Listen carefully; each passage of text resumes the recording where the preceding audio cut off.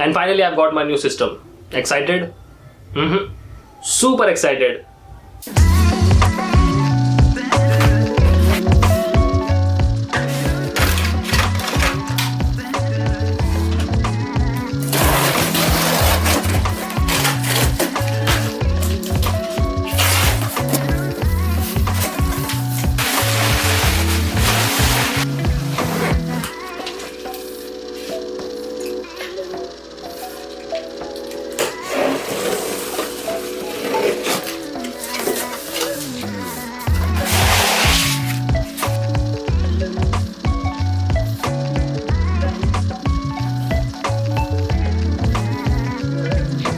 Before I show you my new system, उससे पहले बात करते हैं उस सिस्टम के बारे में जिसने मेरा अब तक साथ दिया था।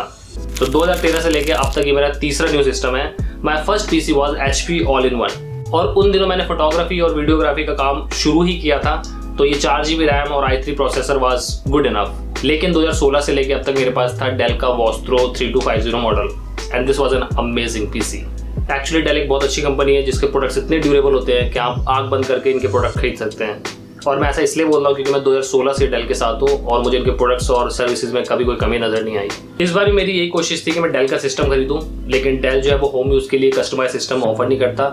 जो भी सिस्टम वो कस्टमाइज करते हैं वो उन्होंने बिजनेस कैटेगरी में रखे हुए हैं, जिसको लेने के लिए आपको अपना बिजनेस ID और GST नंबर दिखाना पड़ेगा।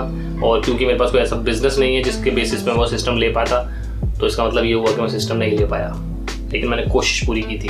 एनीवेज, जो मेरा डेल का सिस्टम था इसमें था Intel i5 6th Gen processor, 16GB RAM, 1 TB hard disk और 2GB का एडिशनल ग्राफिक कार्ड। एक कंटेंट क्रिएटर या नॉर्मल यूज़ के लिए सिस्टम एकदम परफेक्ट है। इसको मैंने 6 साल यूज़ किया, लेकिन हाल ही मुझे ऐसा लगने लगा कि ये सिस्टम मेरी रिक्वायरमेंट के हिसाब से थोड़ा सा वीक पड़ रहा है, क्योंकि मैं वीडियो एडिटिंग का काम ज़्यादा करता हूँ। तो मेरे जो सॉफ्टवेयर्स हैं जैसे कि आफ्टर इफेक्ट्स, वो CPU और ग्राफिक कार्ड्स पे ज़्यादा बजट डालते हैं, और अगर आपका सिस्टम में दम ना हो तो एक नॉर्मल सी क्लिप को रेंडर करने में कई घंटे लग जाते हैं। सेकंड रीजन ये था कि मेरा सिस्टम जो है वो आउट ऑफ वारंटी हो गया है, तो कभी कोई माइनर या मेजर फॉल्ट आता तो उसके लिए सिस्टम को डिस्ट्रिक्ट सेंटर या नैनो प्लेस ले जाना पड़ता था। और क्योंकि मेरा शेड्यूल बहुत टाइट है और मेरे पास इतना वक्त भी नहीं होता कि मैं लोगों के व्हाट्सएप पर रिप्लाई कर पाता हूँ।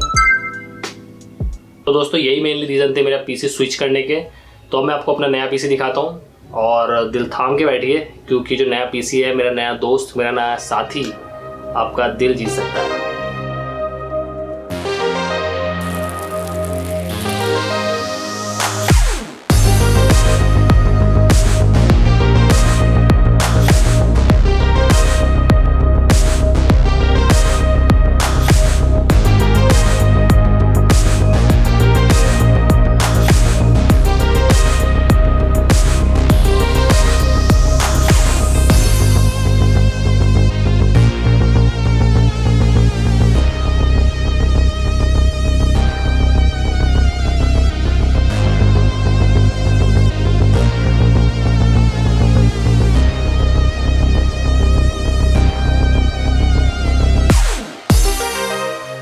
This is Asus ROG Strix gaming desktop. इसकी कॉन्फ़िगरेशन की बात करें तो इसमें Intel i5 10th generation processor, 512GB SSD, 1 TB hard disk and 16GB RAM and NVIDIA GTX 1650 super 4GB graphic card, जो मेरे जैसे क्रिएटर के लिए बेस्ट कॉन्फ़िगर्ड PC है।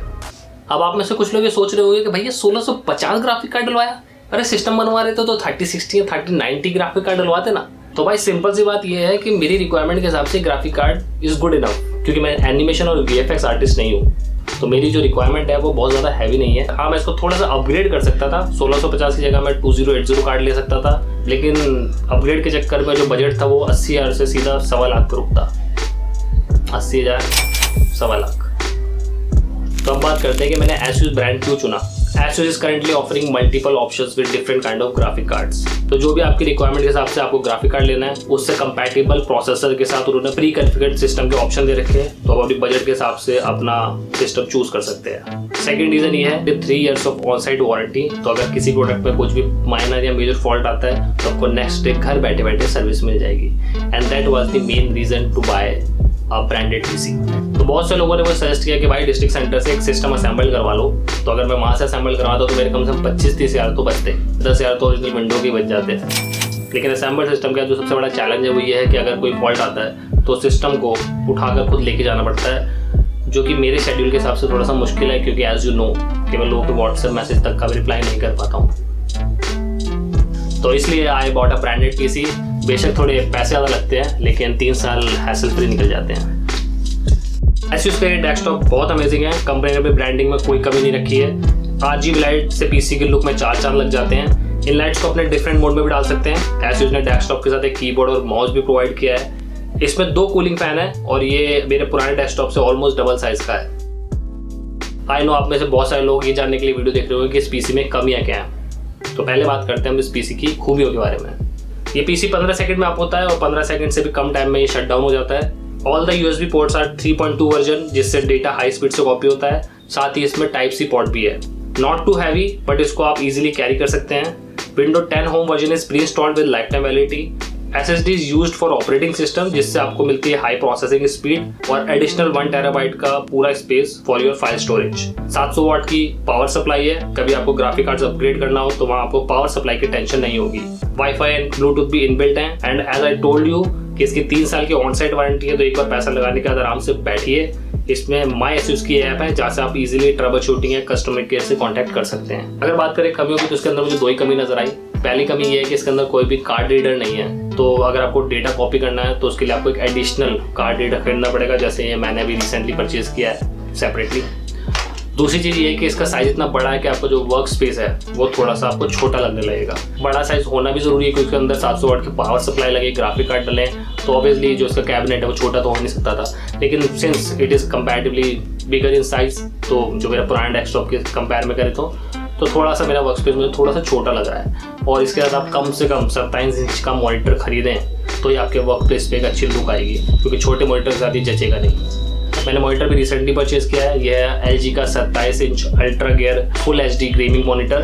तो इस गेमिंग मॉनिटर के साथ मुझे सबसे बड़ा चैलेंज आता है वो मैं आपको जरूर बताना चाहूँगा, क्योंकि ये गेमिंग मॉनिटर है तो इसमें शार्पनेस थोड़ी सी ज़्यादा है, जानबूझ के दी गई है, अल्ट्रा शार्प है। तो जब आप वीडियो एडिटिंग करने बैठते हैं, जब मैंने वीडियो क्लिप्स अपनी इसके अंदर सिस्टम में कॉपी करी, उसके बाद उनको प्ले किया, तो मुझे ये समझ नहीं आ रहा था कि गेमिंग मॉनिटर की शार्पनेस है या मेरी फुटेज जो है वो रिकॉर्डेड हुई है शार्पनेस के साथ। तो वहाँ मुझे थोड़ी सी इसकी एडजस्टमेंट करनी पड़ी इस मॉनिटर की, ताकि मेरे को अपनी फुटेजेस की एक्चुअल शार्पनेस पता लग सके।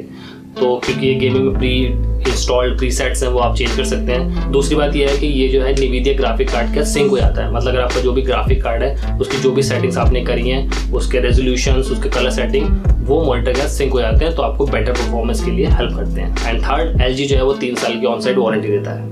तो दोस्तों ये कहानी थी डेल से लेके Asus तक की। This is the first time where I am using Asus product. अब तक का सफर ठीक रहा है, आगे क्या क्या चैलेंज आते हैं that I let you know. इस सिस्टम से, इस डेस्कटॉप से रिलेटेड अगर आपको कोई भी क्वेश्चन हो तो आप मुझे कमेंट सेक्शन में पूछ सकते हैं। I try to answer your question as soon as I can. और मैं बहुत जल्दी मिलूंगा आपको नए ट्रैवल व्लॉग के साथ, तो तब तक के लिए अपना ध्यान रखें। खुदा हाफिज़। हाँ, एक मिनट, ये नकली नोट है भाई, ये नोट नकली है, चिल्ड्रन ऑफ बैंक, तो डोंट गेट कंफ्यूज, ठीक है? इतना पैसा है नहीं मेरे पास। चिल्ड्रन बैंक, अपना बैंक।